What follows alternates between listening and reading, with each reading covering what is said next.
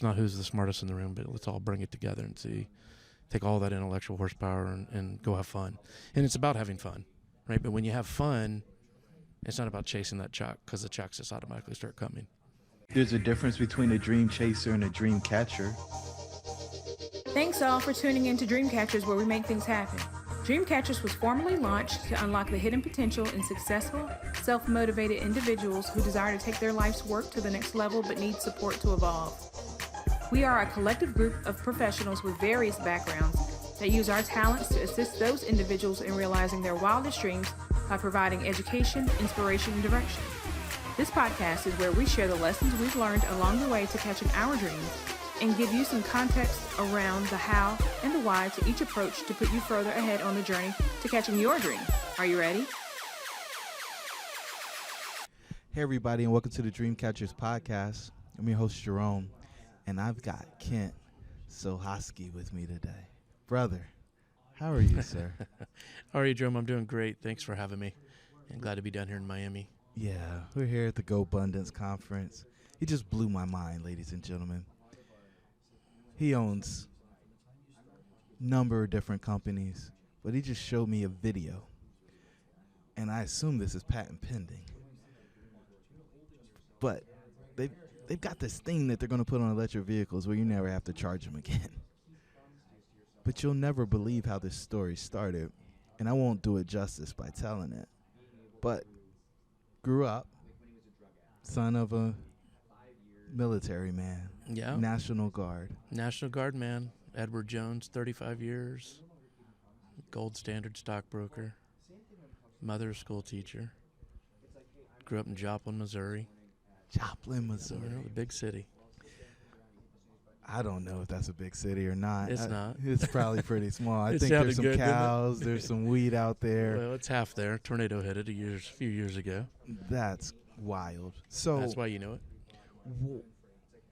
How do you get out of small town Missouri to NEV? At one point, you owned a hospital. Freaking bourbon company. What? How do we get there? Because most people can't see here from there. Kind of fun, right? It's wild. I think it's more crazy than fun. But, my background, as I told you, a degree in organizational communications, marketing minor in business,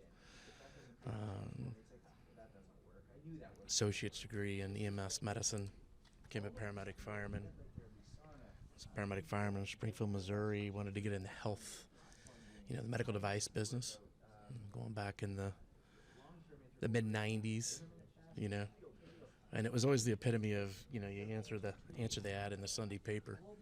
A lot of people listening to this probably don't understand that, but it's called a fax machine, and you'd fax your resume in, and you'd get a response back, not on email, maybe in the mail, that thank you for your submission for job XYZ, and unfortunately at this time your qualifications don't meet, and here's why.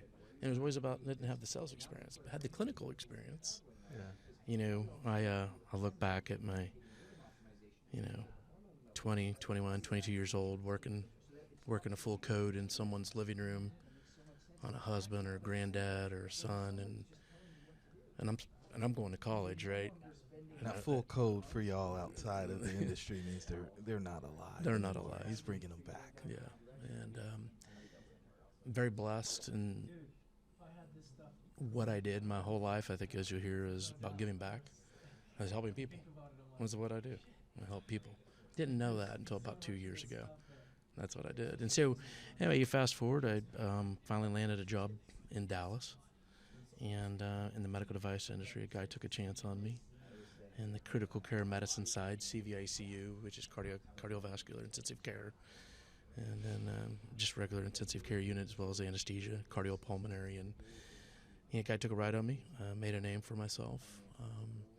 Went to work for a manufacturer versus a distributor, which he was, the second job out.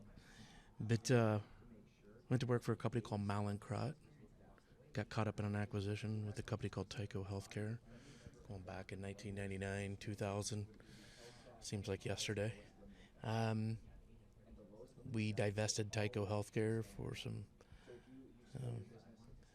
illegal business practices from our president, Dennis Kozlowski at the time, when we became Covidian, which is a spun-up name, as I mentioned to you earlier, and left there in 2010, at 38 years old, in an acquisition, and thought the world was coming to an end. Multiple Presidents Club, VP of the Year, Region of the Year, world's coming to an end. I didn't make the cut to move forward in the acquisition. What? Whoa. It's funny how that works Job nowadays. security now. If you sell the most, if you're generating revenue, you always make the cut, right? Is that true? I know it's not, but there's a lot of people out there with jobs who believe that it's more secure than betting on themselves. No, the job can be taken tomorrow. Highest paid guy, take 5 of us and whack us. It's just right to the bottom line growth, right? Value engineering. Mm-hmm. Brilliant. So I didn't understand it at 38. The world has come to an end. I have 3 babies at home.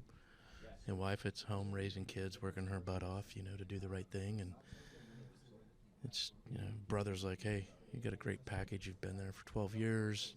Go play golf. Go enjoy yourself. I'm like, man, I don't even know what to do. Scared to death, right? I need a job. I need that next paycheck. Gotta man. go, We're all addicted gotta to go. that thing. Gotta go, right? Gotta chase, gotta do more, right? Because if I do more, I make more. And if I make more, I have more, and people love me more, right? Well, you got to get them to, you got to do the stuff so they appreciate you. Because if you don't do the stuff, they won't love you. Yeah, anymore. they don't love you. Mm-hmm. Yeah, well, what you find out, fast forward about 15, 20 years later, you find out that that's all false. And it's I think it's more of a pandemic in society today for guys my age, It's a grand mid-40s, 50s, is that's the way you were raised. Gotta do, gotta hit it. And you always loved this adage was, work smart versus working harder, right? And vice versa.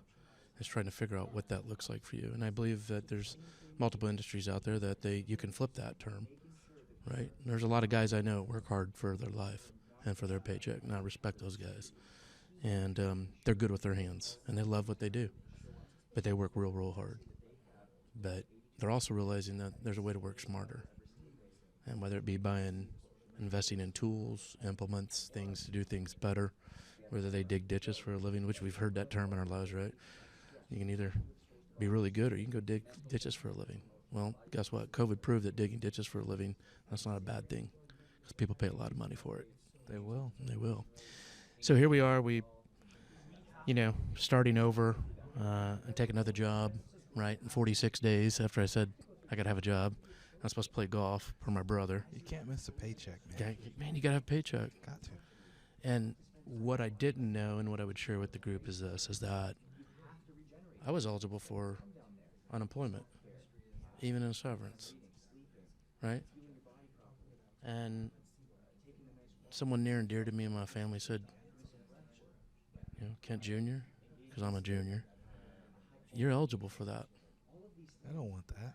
I don't want any part of that because that makes me less than what I am. Yeah. Well, guess what?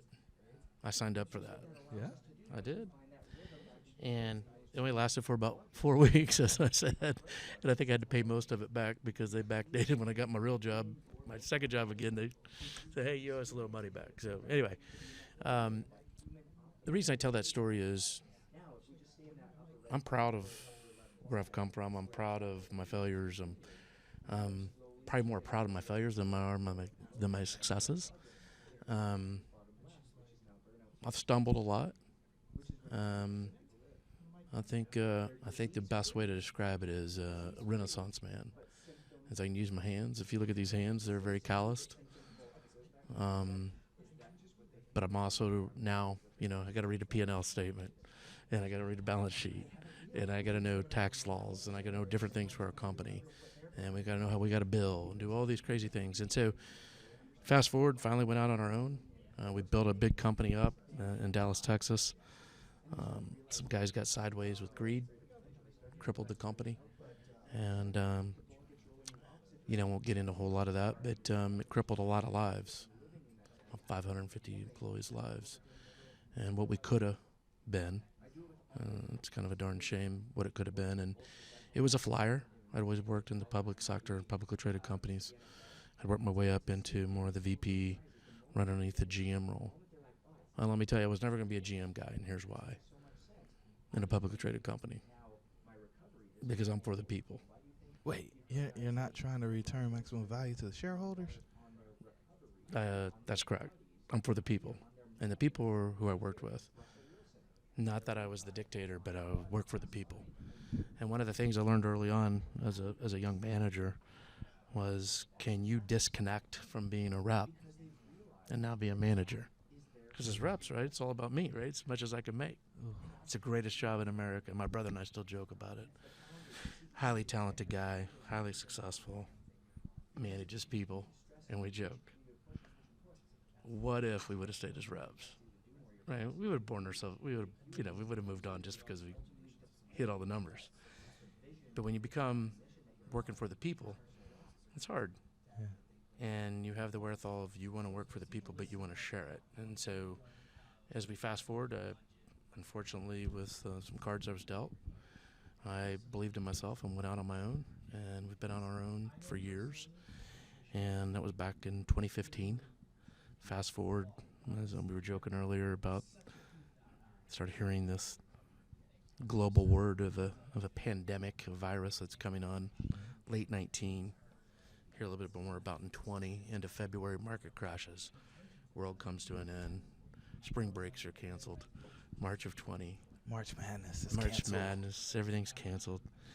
And my world is elective surgery, spine, neuro, and that's what we were doing at the time in orthopedic trauma and orthopedics. A lot of elective surgery versus traumas, high-speed motor vehicle accidents, and burst fractures, whether it be cervical or lumbar burst fractures, that kind of thing. But so the OR is pretty quiet. You know, by the way, I don't know if you know, but we're commissioned guys. We're all independents. Even though we have these big companies, we have a lot of people that work for us or partner with us. And not really work for us, they're partners. And I've really kind of looked at my people like, just come be part of it. Don't get me wrong, there's times where I've had to be the hammer. You have to have a little bit of that as a leader of any organization. All of a sudden my phone started ringing because of my background. And when people weren't making money or people weren't out on the freeways, you know, I was that guy driving back and forth to Mississippi from Texas, driving to Austin, Texas, working with Texas Department of Emergency Management, Mississippi Emergency Management, because of people needed things, right? We needed products, ventilators, pulse oximeters, capnographers, all these things that we do for critical care medicine, which is all respiratory based, because we have this virus. If you remember, I think it's gone now, allegedly, but who knows? It's funny how this works. The masks are off. It's gone, mask off. I didn't have to wear it on the plane the other day. That's right. I didn't have to wear it. It was kind of nice. But we got this virus, a respiratory-based virus, right? Very aggressive. No doubt. You know, I won't waste my energy on what I believe about that, but you know, it's been a lot of fatalities from that. You know, comorbidities, and I think we'll still see some of that as years progress of what COVID, you know, SARS-CoV-2 did to us. So I had an opportunity to do something great, and that was go out and use my brain and pivot. And one of the things I think you'll get from what just us talking today is I've had to pivot my whole life. I've had the rug pulled out from me 2 or 3 times. Completely start over. Don't be fooled. I had severance and had contractual agreements, right? I was always smart of protecting myself. But regardless of having contractual agreements and protecting yourself, when the rug's pulled out from underneath you, it's not fun. And you got to start over. But if you truly believe in yourself and you can do all these things, and one of the things I love, and I heard it just this Easter, is you never want to be under the boot of anyone, period. And if you live your life under someone else's boot, I don't need to say another word. That's where you live. And so I'd seen it a little bit differently prior to hearing that, and that was given to me in a Palm Sunday message at church. And when we look at our people of Ukraine and Russia, right? Ukrainian people don't want to be underneath the boot. And I challenge everybody that's listening is work hard for your organization, give back to your organization, but the minute you find that the organization is taking advantage of you, They're going to. You walk. You walk with your head high, chest out. I tell my girls that every morning. Head up, chest out. Never be under the boot of someone, ever. And so when you find that, because it's like really a true epiphany, right? Like you find it, and I found that. And people believed in me because I delivered in a time when no one was working and making a living in 20.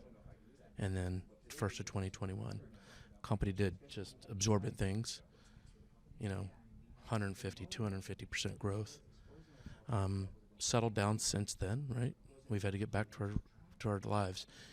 When all that happened, I met wonderful people like you that said, hey, we really like what you do, and you do what you say, and you have a great Rolodex. And for those people that don't know what a Rolodex is, that's those are my contacts, or those are just my peeps that I know. So we started putting things together. And a dear friend of mine came and said, hey, I want you to invest in a medical device company. And we researched it and said, yeah, we can go do that. And we can go kick the competition in the teeth. And we can take their business overnight.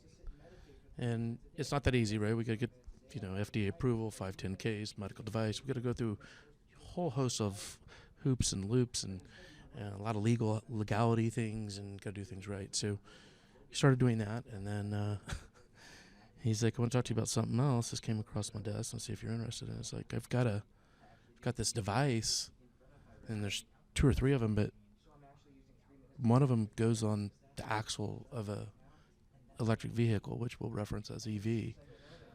And what we know from our clinical test data in the lab, that we can give 30-40% back to the battery charge today. So about 7 days ago in the lab, we find out that the amperage and the volts that this device is kicking off behind just one wheel on the axle is crazy. And what we figured is, and with the data, clinical data, and I use the word clinical because that's my background, but the clinical data in the lab is telling us on an EV vehicle, the rule of thumb is 300 miles, follow the script, which maybe 65, 75 miles an hour. You're not driving 85 between Dallas and Austin, or Miami and Tampa. But you get 300 miles per charge. Well, I don't know about you, but I want a car that goes farther than 300 miles. I'm taking my family on trips, and I want to come see you and things like that. So what we figured is the amount of voltage and amperage that's coming off that. If we put 4 on a car, you'll never have to charge your car again on a trip. It's charging it for you. We're not saying that you don't plug it in at night at a hotel or wherever, but what we're saying is you driving, you're not pulling over. Still plug it in at home and do all the things you want. So those are some patent pending products. So it gets even crazier from there. It's like, okay, Kent, this has to stop because you've had a great run, right? I've been very blessed. Beautiful family, and I've had my own personal trials and tribulations, right? We all do. And you learn, and you pick yourself up and dust yourself off and get back after it. And I think one of the things that, and I'll share with this in a minute with you, but if I didn't have that upbringing, with your dad or mother meeting you at the back door because you're 5 minutes late on curfew, you know what I'm talking about. That's not a pleasant. Military discipline. Right. And a guy that, and all he had to say was, I'll see you at 8:30 church. And that meant. A lot of people want to unlock their ultimate potential but lack the strategy, support, and stamina necessary to achieve their major goals. They often try to overcome these challenges by trying to do it on their own, causing frustration, fatigue, and eventually failure. We have developed a model for a center life, aka the red pill, to help them bolster their beliefs, gain clarity on their path to success, and provide accountability as they take action on their goals. When they take the red pill, they rapidly accelerate attainment of their goals and begin to experience a life of significance and impact. Want to find out more? Hop over to jeromemyers.co. Now, let's get back to the episode.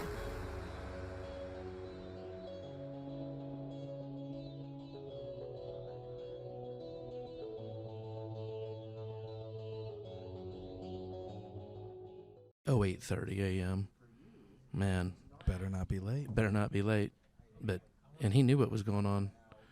Driving a pickup and drinking beer in high school, that was normal, right? Not anymore. Anyway, here we are. It lends ourselves to other opportunities through my partners.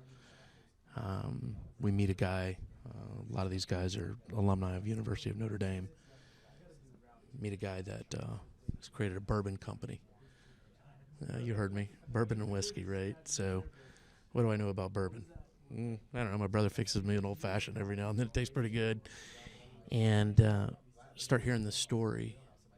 And the guy's name's Roy Anderson, and he's like the master distiller for us. Now we own a substantial amount of his company, the majority shareholder of it. And it's traded in our publicly traded company. And what's so great about it is Roy's history is phenomenal. And it's probably, I think we all got a great story, right? And I told you earlier, the best story always wins. And when I say this story wins, this story wins. So Roy's 10th great-grandfather was James Anderson, who was George Washington. Now, you heard me, George Washington, our president. He was a partner of George Washington, the first distillery in Mount Vernon in 1797. So his family has stayed in the whiskey and bourbon business over the years, up until Prohibition, right? A lot of people probably don't understand Prohibition, but Roy took family recipes. He's resurrected 500-year oak, American white oak, out of the Lake Michigan. We have a bourbon that sells for a little north of $2,000 a bottle. A bottle. A bottle. How big is the bottle? That's $7.50. It's just like a fifth. Just like you'd buy a fifth of Jack Daniels or Jim Beam. But what's so great about Roy is he's got some proprietary distillery mindset. He is a engineer out of Notre Dame. His heart, guy can put his hands on anything, fix anything, but he sees things differently as it relates to distilling. And phenomenal bourbons, whiskeys, whether it be wheat, whether it be rye, whether it be corn-based. Roy was so good as last year he and the team took out that they wanted to make a game day bourbon for Notre Dame. So they made one game day bourbon for the 21-22 season, right? And then he made a bourbon for every game. USC, whomever they may be playing, whether it be a home or away game. So went off the shelves, right? Don't know exactly where you went to school, but I'm assuming it's over in the Carolinas probably. But I don't know if University of Missouri or Southwest Missouri, University of Arkansas, which is some family schools, or, our beloved Texas Aggies. How about a cool game day bourbon, right? Goes bonkers. Not only that, he opens up the high-end bourbon called 1842. 1842 was the history between Notre Dame and some of his family. He starts selling it to the alumni of Notre Dame, and it goes crazy. And, a couple of his players, from Notre Dame are involved, right? And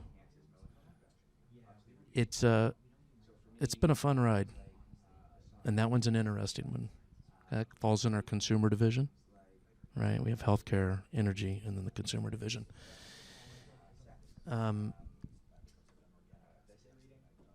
Our goal is to help people to have great ideas that maybe just don't have the wherewithal or the intellectual horsepower to take it to the next level, whether it be business, marketing, maybe they don't have the capital. And that's what we've done. So now it's in a publicly traded company that's soon to be on the Canadian Stock Exchange. That's our goal. Should be done, and audits are underway now. Should be wrapped up in probably this next 60 to 80 days. And just kind of a crazy story. Probably didn't do it justice as we first spoke, but we're having fun, and that's what I challenge people is, tomorrow's never promised. I think we've all learned that in the last 2 years. Our lives are changed forever with COVID, and our kids, my kids, their education, everything's forever changed. And just you know, I guess the bottom line here is we love what we do. I don't regret one thing in my life, and business wise, and people I've met. You know, I've met a lot of good and the bad, right? But just giving back to people and helping people do fun things that have a grandiose idea that, you know, it's not who's the smartest in the room, but let's all bring it together and take all that intellectual horsepower and go have fun. And it's about having fun, right? But when you have fun, it's not about chasing that check, because the checks just automatically start coming, and you're having fun. And Whoa. What do you mean the checks automatically start coming? well, maybe that is when you're not so focused on you got to get up, you got to go, you got to do, you got to perform, you got to send the best emails, you got to send the best reports, right? Listen, I can make the best funnel forecast like no tomorrow, and I can drop it down in the funnel, and I can speak to it all, right? But you're just borrowed time, because people start asking questions, right? What happens is when you're focused on maybe less, and it's a dedicated focus, your mind's right, and then money doesn't really matter at that point. It just kind of happens. You just make happens. And a friend of mine said to me recently is, you turn water into wine. And I was like, well, I'm pretty humble, try to be humble. I don't know if I believe that. She's Strong like, statement. yeah, you turn water into wine. That's what you do. You turn water into wine. Look what happened. You pivoted during COVID. Your business fell on its face surgically, right, in the medical device world. What are you going to do? You turn water into wine. And so that's what I challenge people with is turn your water into wine. And don't be fooled. Working for a large organization, there's a lot of great ones, and they will take care of you. But the checks will come if you believe in yourself, believe in your brand, believe in the product you have or the services you offer. Go do it. And guess what? You're going to fail. You're going to fall. And you're going to pick yourself up. That's fact. And I will tell you, you find out who picks you up real quick. There's only a few of them in your life. And it's usually not the people you expect. That's exactly right. That's 1,000% correct. And there's not one thing wrong with failing. Period. You know, I don't think there's failure, especially not entrepreneurship. I think there's a lot of experiments. That's fair. You're in the lab, right? And your lab is your business, and you're taking it to market, and you're seeing if the market likes it. And if they tell you they don't like it, is it they don't like the product or they don't like the story? Because sometimes if you don't tell a good story, they won't ever test the product to see if the product solves the problem for them. That's a great point. So you got this thesis. You got to go do the experiment to prove whether or not your thesis or your hypothesis is right. And then from there, if you prove it right over and over and over again, and then you can go replicate that somewhere else, I think they call that a law in the scientific process, right? But we're taught that we got to get an A on the test, and we got to get it right the first time. We got to perfection. But that's on when we're offensive. And I was a football guy for a long time. Right. When you're playing offense, I wrote this white paper. I don't know why I wrote it other than I was trying to win. And I was a defense coordinator. My buddy, the head coach, he was the offensive coordinator, and we weren't scoring any points. And so I analyzed all of the football games for the highest scoring collegiate teams. This was the Oregon Run and some of the other folks who were playing basketball on the football field. And what I found was that most teams would get the ball 12 times a game. Of those 12 times, if they got it, their drive would start somewhere between the 20 and the 40-yard line. Of those drives between the 20 and the 40-yard line, you'd get 4 scoring opportunities out of that. It's like, now I can't guarantee that you're going to score, but you'll have those opportunities. And it became very formulaic. But what I knew was that there were about 70 plays in a game. And of those 70 plays, you had 4 chances to score. Punch it in. All you got to do, and me being a defensive guy, I had to make sure that of those 70 plays you had, that you didn't score 68 of them. But if you hit 2 of those big, if you hit 3 or 4 of those big, I failed as a coordinator, but you as the offensive person, success. And you weren't even right 10% of the time. So when you're trying to go big, you can't get discouraged because it didn't work perfectly right out the gate. You're trying to figure it out. And if we actually follow the process and get scientific, I think there's no question that there is a real opportunity, if you're playing offense, to score big. And I think the hedge funds prove this out all the time. These venture funds, right? Yep. They're putting all the portfolio of companies together. They know one's going to perform, and One's maybe gonna be a dog, right? one's going to be a dog. It's going to lose everything. There might be 2 that are mediocre, but they're looking for that one that's going to outperform all the returns of the others. But we're so scared to experiment because we're scared that we're going to be a failure. You, sir, you're a dream catcher. You haven't been scared. You've worked so hard. You've experimented with so many different things, and you figured out how to make them work. You didn't talk to them about the spreadsheets and how when you decided that this wasn't what you were doing anymore, people noticed that the spreadsheets weren't the way that they were. That's right. And every time you got closer. Every time the rug was pulled out, you got closer to, I'm going to bet on Kent. Because I got all these skills, and I know how to make it rain, right? I know how to make it rain. Let me go over here and do it again. Let me go do it again. I got to solve a problem. Who's got a problem? Who can I help? They're going to compensate me pretty handsomely for solving this problem for them because nobody else can do it. And you, the listener, you're uniquely qualified to solve a problem right now. And I suspect you're not doing it because you're okay. You're comfortable. You don't feel compelled to go do the How thing. about that word? Yeah. The old C word. Yeah. Real comfortable. Yeah. That It's addiction. comfortable. My life's great. Yeah. Things are good. Insurance is covered. Company car. So Car you get- allowance. Comfortable, man. You get hit in the back of the head when that happens. On a rainy Tuesday. Yeah. That's And right. you don't even see it coming. Nope. And so you said something, and I want to end on this note. Yeah, sure. You said, do you go left or right out the driveway? You know, you can elaborate a little bit on that, huh? You like that?